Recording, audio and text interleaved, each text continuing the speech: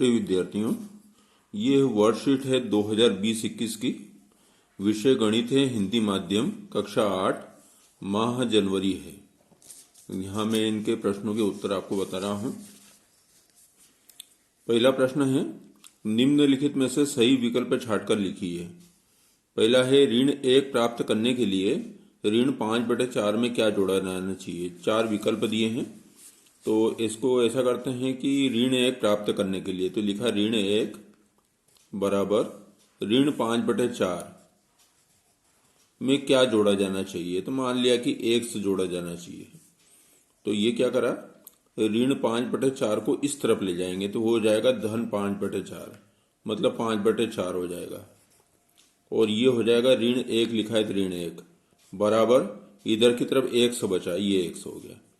अब यहाँ पर लघुत्तम ले लिया अपनों ने, ये लघुत्तम ले लिया 4, तो ये 5 तो सीधा आ जाएगा ऋण, फिर यहाँ क्या हो जाएगा 4 एकम 4 हो जाएगा, ये 4 एकम 4 बराबर 1। तो 5 में से 4 गए 1, तो इधर मान लिख दिया 5 में से 4 गए 1 और बटे में 4, तो 1/4। तो x का मान क्या आ गया 1/4, मतलब 1 से जोड़ा जाना चाहिए, मतलब क्या जोड़ा जाना चाहिए 1/4 जोड़ा जाना चाहिए। तो इसमें सी उत्तर सही है। अब ये प्रश्न नंबर 2 देखो, इसमें ये चतुर्भुज दिया है और इसमें कोण दिए हैं सब अलग अलग, ये जैसे 1 2 3 4 5 6, और बोला है कि उपरोक्त बनी आकृति के सभी अंतःकोणों का योगफल होगा। तो सभी अंतःकोण कौन कौन से हैं देखें पहले अपन। कोण ए है, कोण बी है, कोण सी है और कोण डी है। और ये सभी अंतःकोणों का योग कितना होता है 360 अंश होता है। पर वो जो पूछना जाता है वो ये कि जो जो हमने कोण के मान दिए इन सबका योग। अब यहाँ पर देखें हम कोण ए में क्या दिया है 1 और 4 दिया है, तो यहाँ देखें कोण 1 धन कोण 4 दिया है। फिर कोण बी में अकेला कोण 6 दिया है, कोण 6 दिया है। कोण सी में क्या दिया है कोण 2 और कोण 5, मतलब कोण 2 और कोण 5 का योग जो है ये कोण 2 और कोण 5 का योग कोण सी होता है। तो कोण सी की जगह लिख दिया मैंने कोण 2 धन कोण 5, कोण 2 धन कोण 5 धन।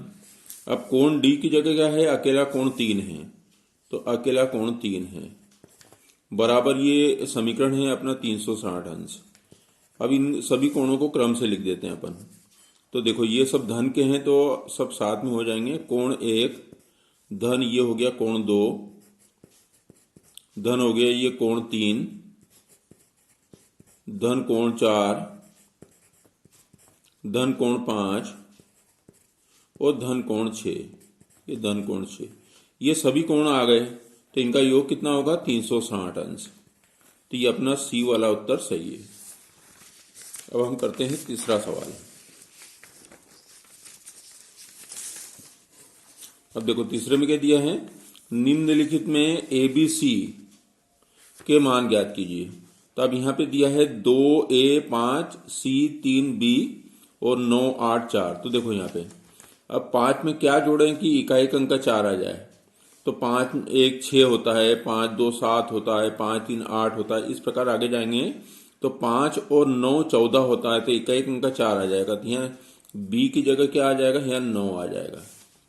ये हो गया 5 और 9 14 के 4, हाथ का क्या है 1 आया, तो हाथ का 1 इसका ठीक ऊपर लिख दिया मैंने यहाँ पे। अब देखो यहाँ पर A लिखा है, नहीं मालूम क्या आएगा।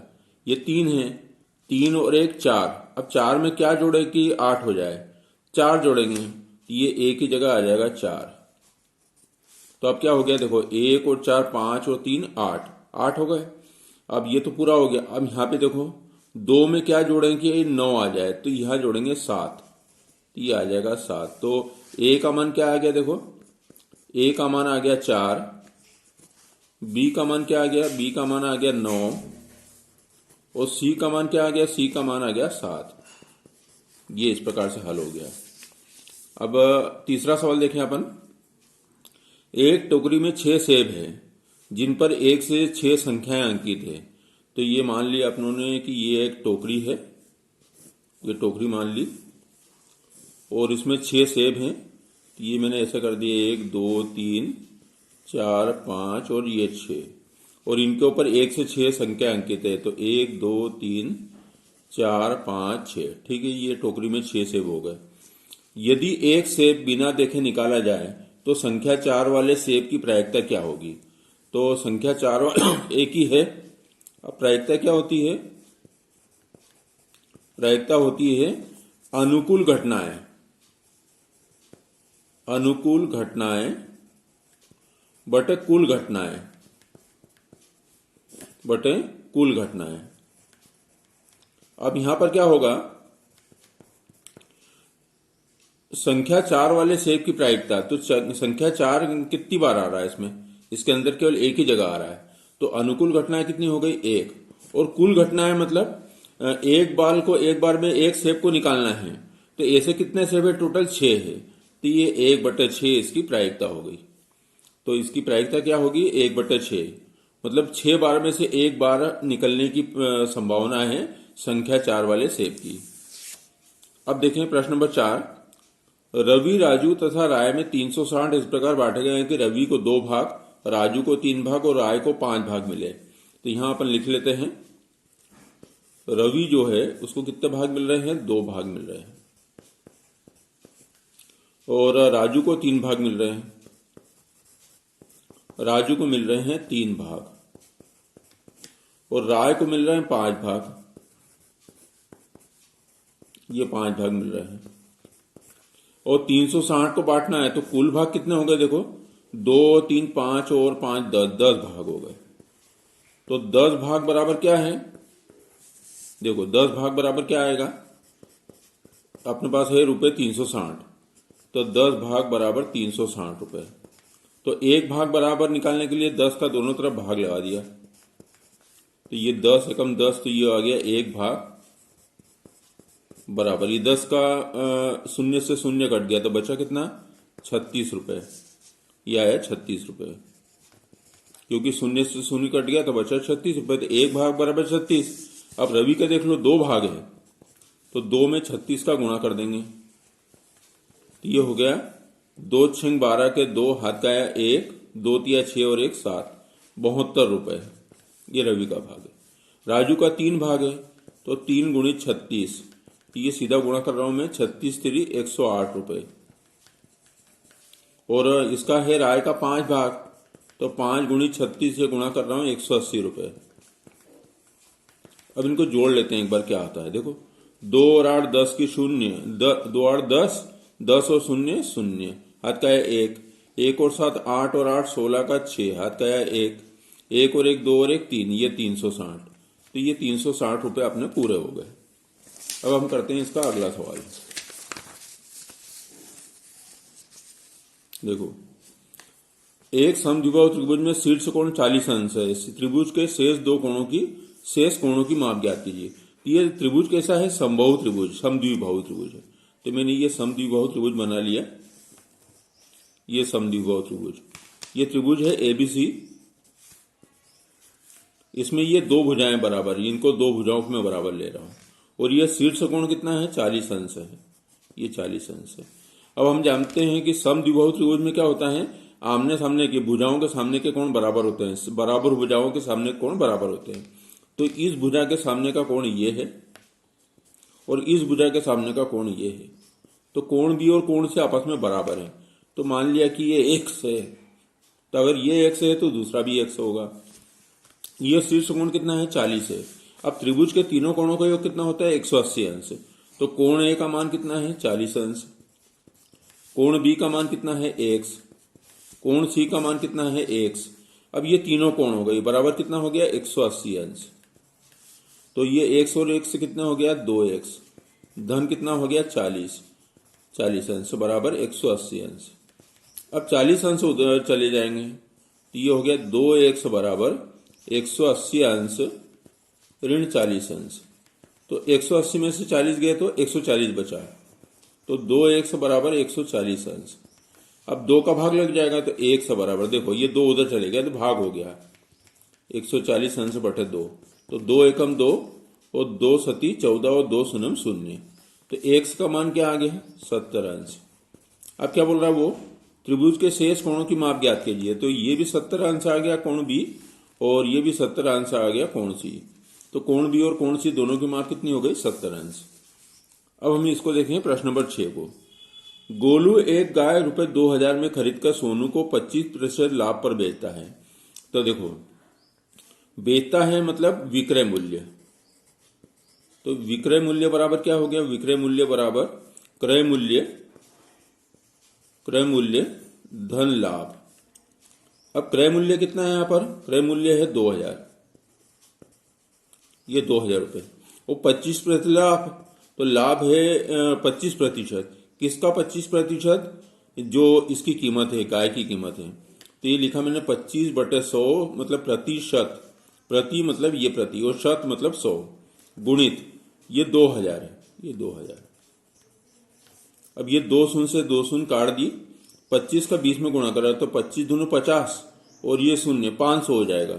तो बराबर कितना हो गया? 2000 धन ये हो गया 500। तो ये कितना हो गया? 2500 रुपए हो गया। ये क्या आ गया? अपना विक्रय मूल्य आ गया। तो ये गोलू ने गाय बेची है, तो इतने में बेची है 2500 में, क्योंकि वो उसको 25% लाभ हुआ है। पर ये गाय किसने खरीदी है? सोनू ने। अब यदि सोनू गाय को 2200 रुपए में बेचे तो उसे कितने प्रतिशत लाभ अथवा हानि होगी? तो देखो, ये सोनू के लिए ये हो गया क्रय मूल्य। तो क्रय मूल्य ये हो गया सोनू के लिए, सॉरी, ये सोनू के लिए क्रय मूल्य। सोनू के लिए ये हो गया क्रय मूल्य। कितना हो गया? 2500, 2500 रुपए। ये 2500 रुपए, ठीक है। अब वो सोनू गाय को कितने में बेच रहा है? 2200 में बेच रहा है। तो 2200 में बेच रहा है मतलब ये विक्रय मूल्य हो गया। विक्रय मूल्य हो गया 2200। अब इसमें अपन देखें ये 2200 कि कौन सा बड़ा है, क्रय मूल्य बड़ा है कि विक्रय मूल्य बड़ा है? तो क्रय मूल्य ज्यादा है 2500 और विक्रय मूल्य कम है 2200। मतलब उसको क्रय मूल्य ज्यादा है तो कितने हानि हो रही है उसको? 300 रुपए की। 2500 में से 2200 घटा दें तो ये हो जाएगा हानि बराबर क्रय मूल्य ऋण विक्रय मूल्य। तो 2500 में से 2200 घटाया तो ये आ गया 300। ये 300 रुपए उसको हानि हो रही।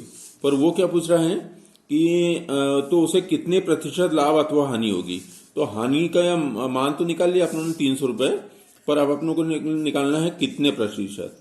तो हम यह लिखेंगे 100% किसका? जिसका अपनों ने खरीदा, किसका? क्रय मूल्य का। 100% क्रय मूल्य बराबर कितना आया? ये बराबर आया 300 रुपए। तो यहां लिखा है 100/100 गुणित क्रय मूल्य कितना है? क्रय मूल्य है 2500 रुपए। ये लिखा 2500 बराबर 300। अब इसको हल कर लेते हैं तो अपनों को प्रतिशत हानि मालूम पड़ जाएगी। ये 2 शून्य से 2 शून्य कट गए। अब ये 25 एक से है, ये लिखा 25 एक से बराबर 300, ये 300। तो 100 बराबर 300/25। 300 बटे ये 25 को इधर ले आए तो 300/25। अब 25 से काटेंगे इसको, 25 से कम 25, ये 25 से कम 25। बचा क्या था? 30 में से 25 गए तो 5, 5 के ऊपर शून्य 50, 25 दूनी 50। तो 100 बराबर क्या आ गया? 12। तो ये 12% क्या हो गई? हानि हो गई। मतलब 2500 का 12% हानि कितनी हुई? 300। और 300 कम करके वो 2200 में बेचता है, तो यहाँ 12% हानि हो गई। अब हम करते हैं सवाल नंबर 7 पर। सवाल नंबर 7 नहीं है, ये प्रोजेक्ट वर्क है। तो आपने देखा ये कक्षा 8वीं की वर्कशीट है 2020-21 की, उसका गणित के प्रश्नों के उत्तर है। जैसे जैसे तैयार हो जाएंगे वैसे सभी कक्षा और विषय के वर्कशीट के सॉल्यूशन डालूंगा मैं। इस वीडियो को देखने के लिए धन्यवाद।